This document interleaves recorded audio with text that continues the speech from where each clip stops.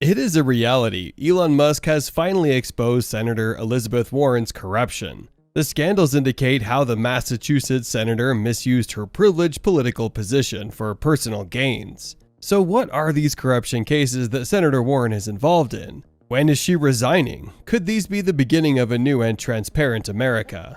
Join me today in this video where we will explore how Elon has finally exposed Senator Elizabeth Warren's corruption scandals. It is very unfortunate that corruption runs deep in most of the governments in the world. Even our mighty United States, which serves as the world's superpower, is no exception. It is a sad state of events even when senior members of the US Senate, a body tasked with making and amending laws, are involved. Things get even worse when it is a 73-year-old who is involved. The Senator of Massachusetts, Elizabeth Warren, is at the center of all of this.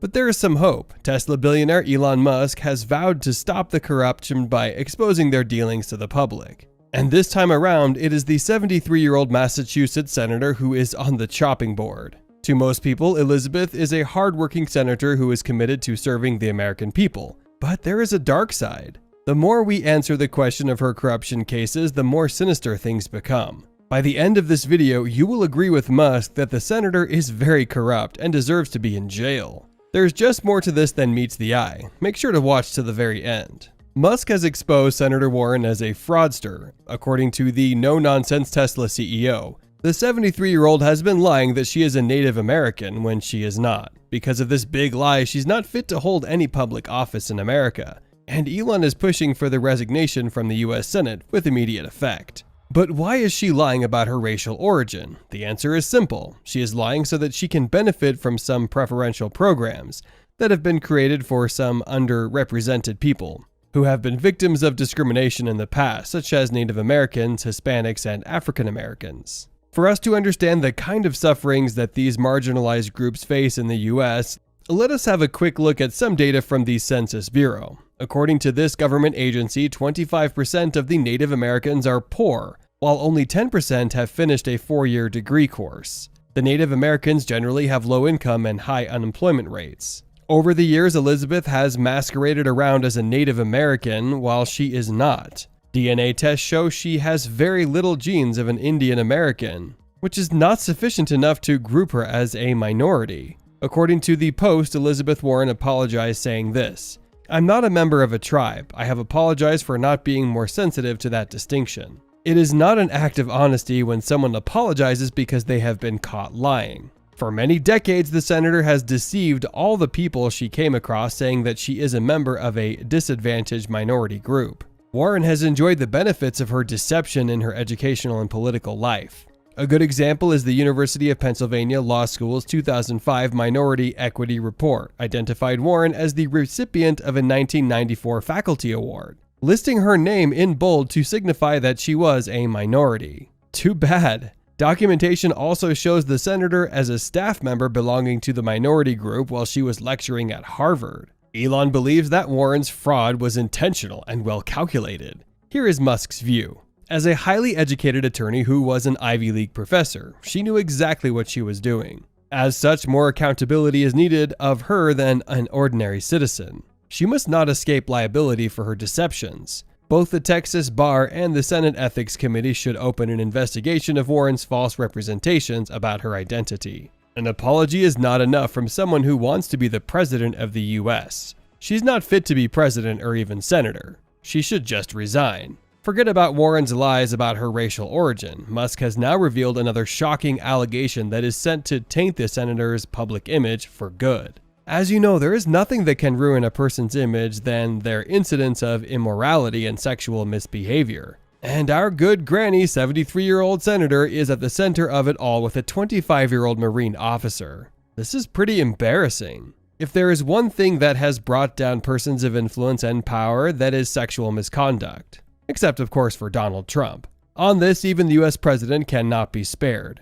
The 42nd president of the United States, Bill Clinton, was impeached by the US House of Representatives on December 19, 1998, after it was established that he was involved in a sex scandal with a White House intern, Monica Lewinsky. But luck was on the president's side when he was saved by the US Senate that acquitted him of all the charges. During this time, the majority of Americans called for the resignation of President Bill Clinton. Not even the royal family can be spared. It was sad to see Prince Charles, now King Charles III, divorce Princess Diana in 1996 on allegations of infidelity from both sides. But it is the story of King Charles III's younger brother, Prince Andrew, that surprised many. Prince Andrew and American sexual offender Jeffrey Epstein were accused of having sex with minors on a private island. These sexual allegations were so serious that Queen Elizabeth II had to strip Prince Andrew of his royal powers before she died. If a president and a prince can pay the price of sexual misconduct, then U.S. Senator Elizabeth Warren needs to take personal responsibility and resign.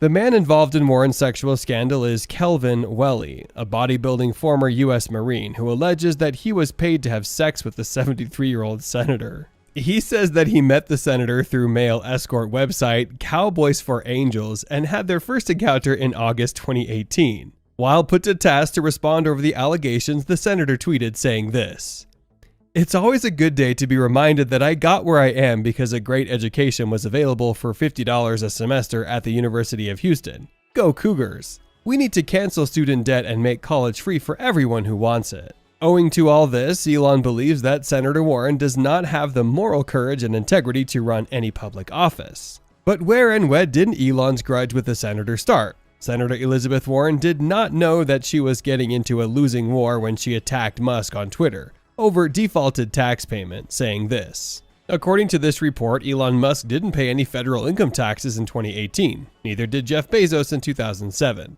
From 2014 to 2018, the 25 richest Americans got $401 billion richer, but only paid 3.4% of that in federal income taxes." The senator made these allegations in June 2021 and retaliated with the same message in December 2021, after Musk had been declared Time magazine's Person of the Year, saying, "Let's change the rigged tax code so the Person of the Year will actually pay taxes and stop freeloading off everyone else." Elon, being Elon, did not take the accusations kindly. The tech nerd fired back some salvos to the 73-year-old senator via his Twitter. You know, Twitter is Elon's favorite battleground, and Vermont Senator Bernie Sanders was the recipient of Elon's wrath after he weighed in on the debate. Sanders supported his fellow senator by tweeting this: "We must demand that the extremely wealthy pay their fair share, period." In a quick rejoinder, Musk hit back at Bernie: "I keep forgetting that you're still alive." That's an extremely rude and inappropriate thing to say to someone who's older. But then that is the price he has to pay for attacking the Tesla founder and CEO. Because Elon has a really tough time dealing with criticism. On the tax issue, Musk went ahead to prove how he has always paid his taxes and paid more taxes in 2021 than any American in history. This was expected after his Tesla company made lots of profit, which saw the company reach a market valuation of $1 trillion. During this time, he also became the first person to have wealth that closes the $300 billion mark. Musk's wars with Senator Elizabeth Warren and other Democratic politicians is not new. The Biden-Harris administration and the Democratic politicians in general have turned their guns against Elon Musk after he shifted his allegiance from the Democratic Party to the Republican Party. For the better part of 2022, the Democrats ganged up with an aim of frustrating Elon's bid of taking Twitter private, but the tech genius outsmarted them. Musk is now the new Twitter CEO. Musk even predicted the attacks against him in a tweet saying this: "Political attacks on me will escalate dramatically in the coming months." In a series of those attacks and frustrations, Elon Musk's Tesla was not invited to an EV meeting in the South Lawn of the White House. Other EV makers such as Ford and GM were invited. What is more annoying is that President Biden went ahead to praise GM as the game changers in the EV industry, while it is Elon Musk's Tesla that deserves that credit. Musk has taken his stance against the Biden administration and has vowed to expose all the corrupt officers from President Biden, Vice President Kamala Harris, and former Speaker of the United States House of Representatives Nancy Pelosi, among others. But at the moment, Elon has done his part by exposing Massachusetts Senator Elizabeth Warren. It still remains to be seen whether the FBI will start investigating her. This will be a very big test for the U.S. criminal justice system given the social status of the senator. What the heck is Kamala Harris talking about? I mean, she's not making any sense. I get it that it's fun to make fun of her. For you guys, not for me. But there's no indication that she's actually a drag on this ticket whatsoever, or that we would lose in 2024. The guy who's probably going to be on the other side has been indicted. I'm wondering if she has lost her confidence because, I think about her as a senator grilling Brett Kavanaugh and going. She was a prosecutor. She was an attorney general. I feel like she used to be better at this kind of moment. So I'm not quite sure what happened, but they better figure it out because she's a huge piece of the re-election campaign. Yes. Top White House officials are rushing to boost the Veep's rock bottom approval ratings, fearing the Veep will tank Biden's 2024 chances. Some of the moves to pump her up include dramatic slow walking in Biden's campaign video, featuring her prominently on his website. Look at that. And scheduling events with Harris that promote popular Democratic causes. Obama's former top advisor says they better reboot Kamala quickly. Kamala Harris is going to have a prominent place in this campaign because of his age. They need to strengthen her as a player in all of this. I think there's a real focus on trying to lift her up here because people are going to ask, like, who's your backup? I'm willing to listen. She's the vice president of the United States. But what is she trying to say? I guess she's trying to say, that she believes that women's rights are threatened, that she's going to stand up for them, right? I mean, how about that?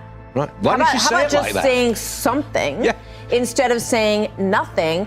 And it's always like this contextual, ether living, bizarre combination of words that are being grabbed from here and there. I honestly think there's like a real serious loss of confidence. So, I think it's important that the Republican candidate, whoever that may be, focus much more than would usually be the case on President Biden's vice president, Kamala Harris, his running mate, who would take over as president in the event something happened. Some people have gone as far as suggesting the GOP run against her rather than Biden. I don't agree with that, but I do believe she should be reintroduced to the public because she may, in fact, become the commander-in-chief. Now, her term as vice president has, to say the least, been rather undistinguished. She was appointed border czar. She was also put in charge of getting a universal mail-in voting rights bill passed in the Senate, among other assignments. I think it's fair to say these projects did not end successfully for her. Apparently, Ms. Harris, who hasn't been to the border or Europe, is an expert on time, or shall I say the passage of time. But it's also worth noting that in her brief career as a U.S. Senator, nonpartisan trackers scored her as having the most far-left voting record in the Senate. She served as a freshman senator from California, and in her fourth year was nominated as vice president. Some of her legislative efforts included nationalizing health care in support of Medicare for all. She proposed a 4% higher payroll tax for anybody earning $100,000 or more in order to pay for nationalized medicine. She wanted to reverse all of President Trump's tax cuts. She proposed a carbon tax. She also supported some kind of 100% tax on drug company profits. Also noteworthy, her campaign promoted a bail fund for rioters burning down some of the largest cities across our country in the summer of 2020. Is the insurance policy against the 25th Amendment? Yes, exactly. And of course, they had to search far and wide to find somebody more buffoonish than Joe Biden himself. And they wanted to get somebody that wasn't going to outshine him, and they succeeded. Oftentimes these elections, they really pop when both sides wind up wanting the same thing to be a prominent issue. And if Democrats want Kamala Harris to be a prominent issue, so do Democrats. I mean, so do Republicans. Yep. And it's going to. And I don't think it's going to. I don't think Democrats are going to win that fight. But I think it's really interesting that a lot of her supporters are they're grateful that the White House is now focusing on Kamala Harris. But the only reason they're focusing on Kamala Harris is because the White House now views her as a drag on the ticket, which doesn't seem to be. It's not like they're doing it out of the kindness of their heart. But this is what happens, and I hate to go here, but it's true. If you're playing identity politics and you pick her because she checks a couple of the boxes on identity politics, you can't be surprised that she's incompetent because you didn't look at competency when you picked her. I think we're on our 9th reset of Kamala Harris, and I thought it was pretty interesting in the articles this morning to find out she has not had a communications director for several months. That's a very coveted job. Yeah. You want a White House comms director for the vice president of the United States? Like, who wouldn't want that job? Turns out nobody wants the job. I also think that they've realized that Republicans will, let's see if they can communicate it well, but imagine the ad that says, if Joe Biden wins, every single day for the next 4 years could be Kamala's inauguration day. And get that swirling around, because I'm not saying that people vote because of a vice presidential choice. They usually have a very limited amount of effect on a ticket. That could be very different this year. I also feel like they're trying to talk her up. So Axelrod's like, yep, they're playing hurt, but we're only halfway through the season, and we're going to make it through, and they're going to be fine, and we're going to win in the end. The time talking is not ideal. We've had a passage of time incident before, and it goes on too long. That was not her most coherent of comments, but every moment that Democrats spend doing this, they're not focusing on Republicans. And that's what we're up against. Everyone knew that Joe Biden was going to announce, question of whether it was going to be April 25th or June 20th, whatever it was. We knew it was happening. We knew that he wasn't pushing her off the ticket either. That was another, I mean, how many people anonymously, a couple of Congress people actually went on record talking about it, but otherwise it was just all this, right? All the time, like everyone wants to complain to their favorite reporter about this or that, but we knew that this was going to be the ticket. And this ticket has been hugely successful. And that gets lost in all of this. So they won in 2020, the most votes collected in American history. Then in 2022, the Democrats had a far better night than anyone ever expected. And the issue that sealed the deal in terms of Democrats winning was the issue of abortion. And she was the face of rolling back of reproductive rights. I know it's weird to say she was the face of abortion. No, but when there were complaints about, she got the border, which is a completely thankless portfolio to get, that she was supposed to work on the voting rights bill, which was basically dead on arrival. They said, okay, we have a female vice president. It is important to be talking about this. And she toured the country. She did some of her best interviews on this issue and how pivotal it was going to be. And Democrats overperformed. So I get it that it's fun to make fun of her, for you guys, not for me, but there's no indication that she's actually a drag on this ticket whatsoever, or that we would lose in 2024. The guy who's probably going to be on the other side has been indicted. She has trouble speaking. She gets stuck on a single word or phrase and she repeats it. And that's unfortunate because this actually is a very important trip. We've seen China and Russia both dramatically increase their relationship with these African countries, bolstering their economic ties. And this is a national security issue for the United States. So it's important that we have good ties with some of these rising African countries.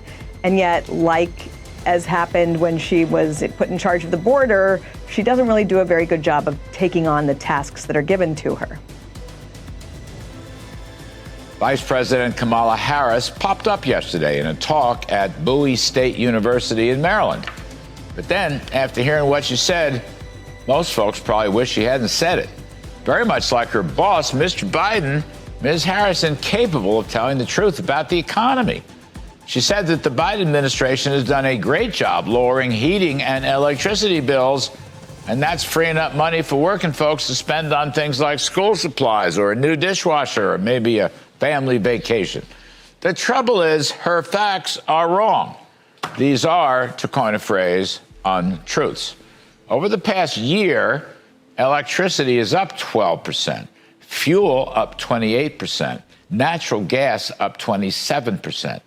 Gasoline prices are up $1 a gallon since President Biden took office inauguration day, when it was $2.39. That's AAA nationwide. Today, it's $3.39. And the principal reason gas prices have come down from their peak is that the Bidens have destroyed the Strategic Petroleum Reserve, selling roughly 1/3 of the reserve for their adventures in pre-election political price fixing. Let's hope there's no OPEC plus oil embargo or some gigantic emergency storms in the Southwest or other regions in the country. The Bidens willy-nilly just whacked Spro and damaged both our energy and our national security. It's the height of irresponsibility. Now, Ms. Harris undoubtedly neglected to mention any of that in her speech at Bowie State, so I'm obliged to remind her. Incidentally, although the overall inflation rate is gradually coming down, it is still about 3 times the Federal Reserve's 2% target. Well, I don't want to be mean to the vice president. She has her own problems.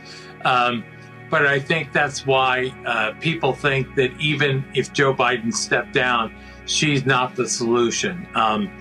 There's more questions about her than there is even about Joe Biden.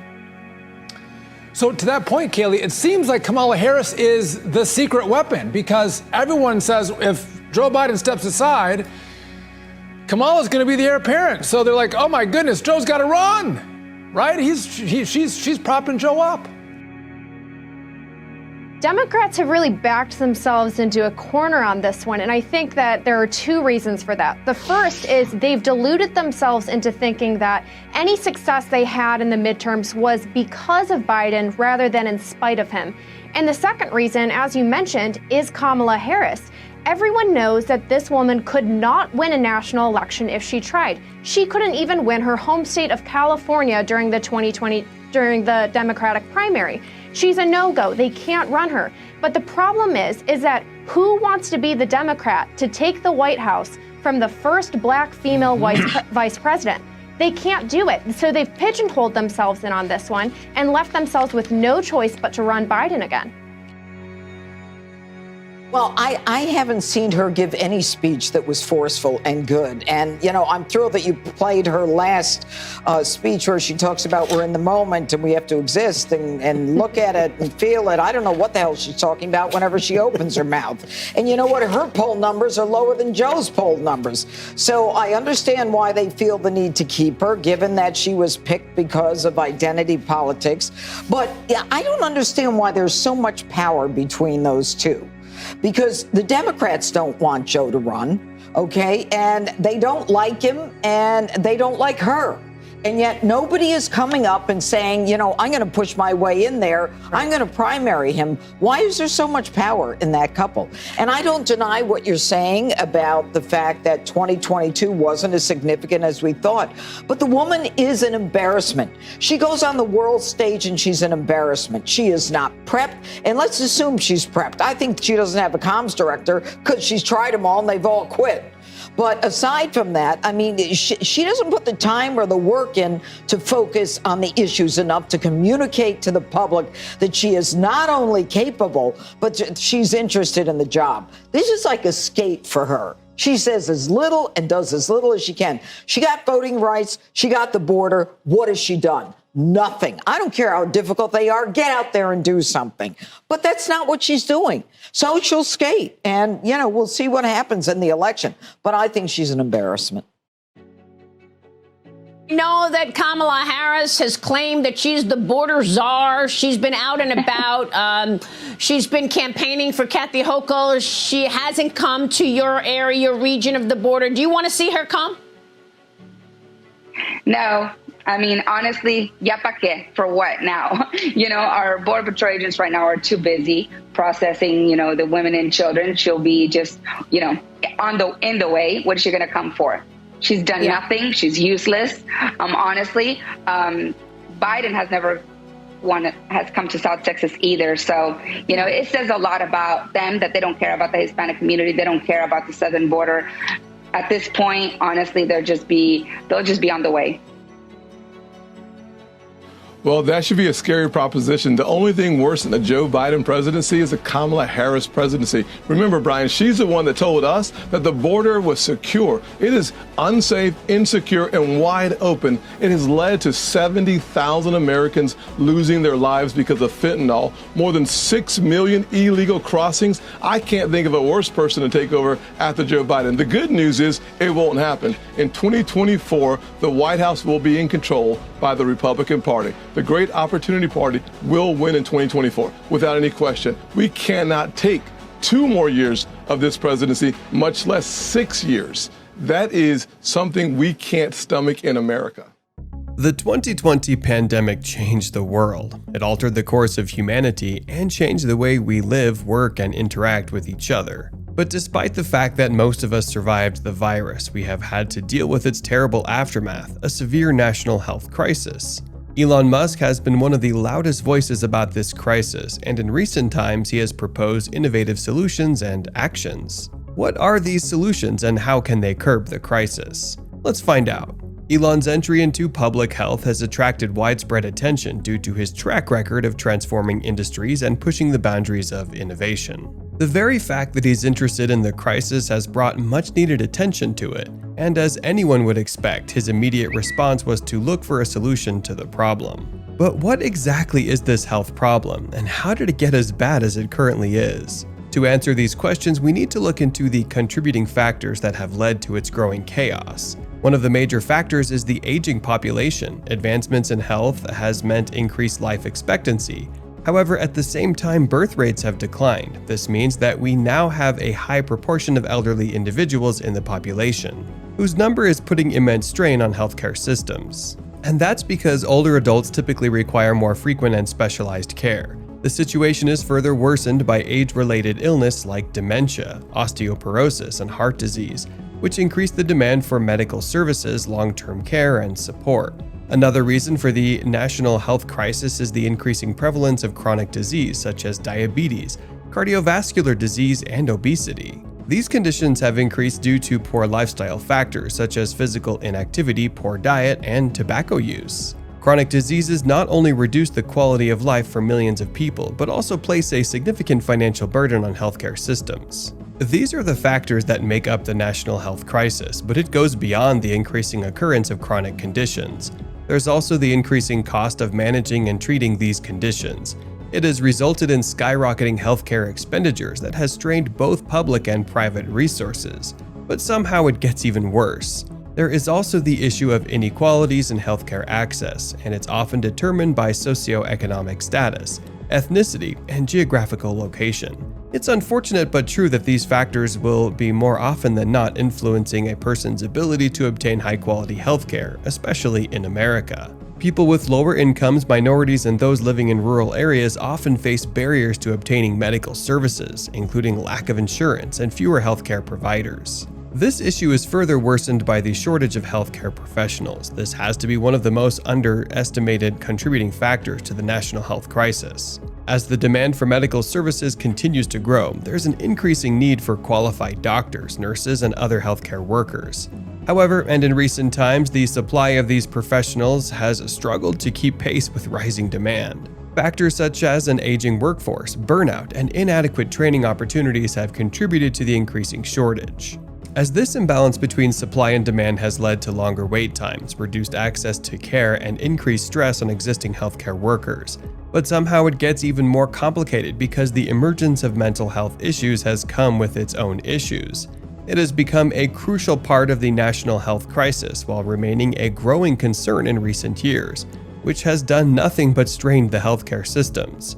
Depression, anxiety, and substance abuse have become increasingly common among individuals across all age groups and demographics. Unfortunately, the stigma surrounding mental health and the lack of adequate resources for treatment and support have only worsened the situation. There is no denying that the rise in mental health struggles not only affects individual well-being, but also places a tremendous burden on families, communities, and healthcare systems. However, all these factors reached a new height in the wake of the pandemic of 2020. The pandemic triggered an increase in the pre-existing mental health crisis, further maximizing the challenges for everyone involved. The pandemic brought about significant changes in our daily lives, including wearing masks, staying indoors, and practicing social distancing, resulting in a new normal. Unfortunately, the adjustment to the changes brought by recent events was an unsettling task for many. It took a significant toll on many people's mental health, as they found themselves clouded with constant uncertainties and anxieties on a daily basis. Now, when you add all of that with the burden of navigating through political conflict, racism, and economic downturn, you'll begin to get an idea why the situation has only worsened, and why many would insist that the national health crisis America is facing is actually an escalating mental health crisis. And they might be right with their assessment. In recent years, these issues have affected individuals and communities across the country in ways that transcend the abilities of physical healthcare. And it is in the light of this that Elon Musk has emerged. He recognized the urgency of the situation and has initiated several projects aimed at fixing this crisis. One of Elon Musk's groundbreaking endeavors is the development of Neuralink, a brain computer which aims to transform the treatment of neurological disorders, such as stroke, spine issues, and dementia. As a neurotechnology company, Neuralink's primary focus is on creating advanced brain-computer interfaces, or BCIs, that hold the potential to transform the treatment of neurological disorders, as well as enhance cognitive functioning and facilitate seamless communication between humans and machines. By implementing ultra-thin electrodes into the brain, Neuralink's cutting-edge technology will evade rapid data transfer between the human brain and external devices, ultimately unveiling limitless possibilities for medical treatments and human enhancement. Now, before we continue any further, it's important we note that this isn't the first time Elon is speaking up or lending his expertise in the wake of a health crisis. During the pandemic, Musk's companies leveraged their manufacturing capabilities to produce ventilators and other essential medical equipment. Beyond their contributions to the pandemic response, Elon Musk's companies have long been committed to addressing the natural health crisis through their core missions. Elon Musk, who leads both Tesla and SpaceX, has extended his healthcare initiatives to include telemedicine, recognizing it as a powerful tool to enhance healthcare access, especially for underserved populations. Telemedicine is practically just remote healthcare aided by technology such as video conferencing. With the launch of Starlink, a high-speed satellite internet service by SpaceX, telemedicine services have been taking a new dimension. Healthcare can now extend to remote areas with limited connectivity, enabling patients to connect with healthcare providers from anywhere in the world. However, despite the potential benefits of this technology, some criticize Musk for his lack of skill in healthcare and medicine, as well as his potential conflicts of interest in medical innovation.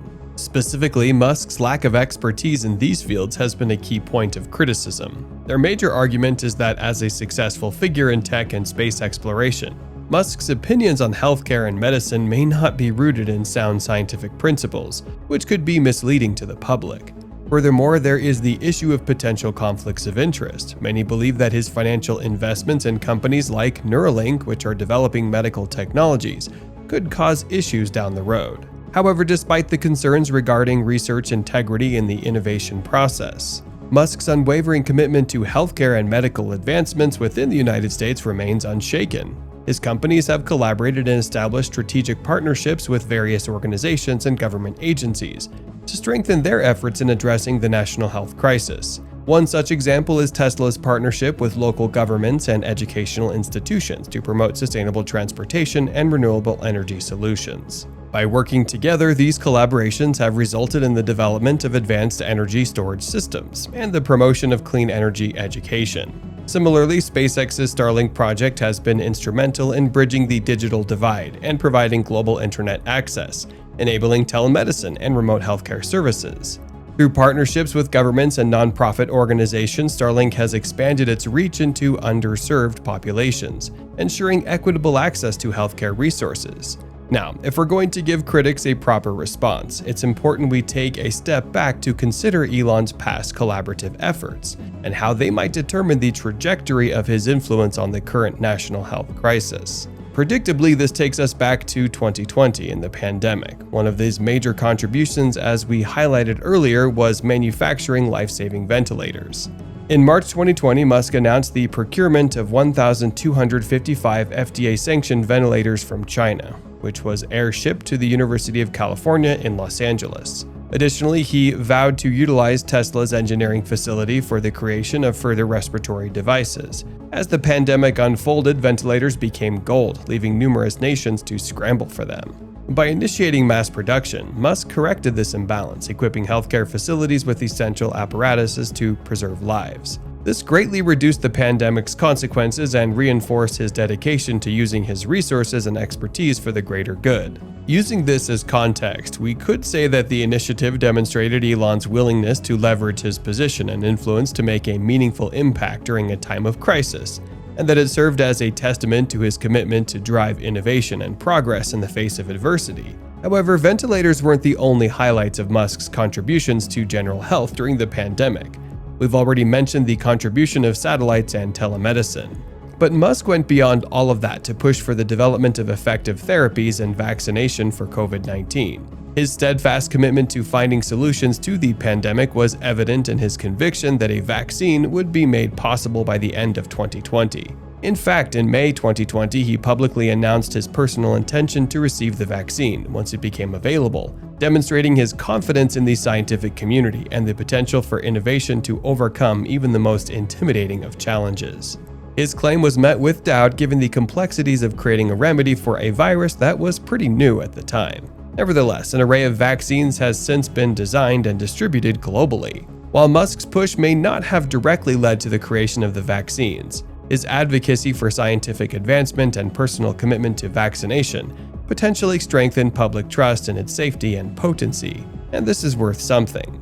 Building on this momentum, his initiatives, which have over the years leveraged on cutting-edge technology, have the potential to transform healthcare and improve the lives of millions. Through the use of technology to improve outcomes and make healthcare more accessible, he could assist in reducing healthcare costs and enhancing patient outcomes. Furthermore, his patient-centered approach could help to improve the overall patient experience, further reinforcing his dedication to making meaningful and lasting contributions to the national health crisis. Of course, there are challenges to Musk's initiatives. The healthcare industry is notoriously complex and heavily regulated, and it can be difficult to navigate for even the most experienced entrepreneurs. However, if there is anyone capable of bringing groundbreaking distribution to the healthcare industry, it's Elon Musk. His remarkable track record in leading groundbreaking ventures is proof of his visionary leadership and steadfast commitment to innovation. Time and time again, he's proven his ability to drive transformative change across a wide variety of fields. As Musk continues to apply his extraordinary problem-solving skills and forward-thinking mindset to the realm of healthcare, the possibilities for impactful advancements become increasingly evident. The advancements resulting from his efforts in addressing the national health crisis could lead to breakthroughs in disease prevention, treatment, and overall healthcare delivery, making a lasting impact on the lives of millions around the world. As these innovations continue to unfold, the potential benefits could extend far beyond the immediate crisis, paving the way for a more resilient and responsive healthcare system that can effectively meet the needs of diverse populations. But what do you think? Will Elon's contribution to the healthcare sector lead to improvements in the ongoing crisis? Or are we all barking up the wrong tree thinking Elon can do anything to save the healthcare situation? Let us know your thoughts in the comments below.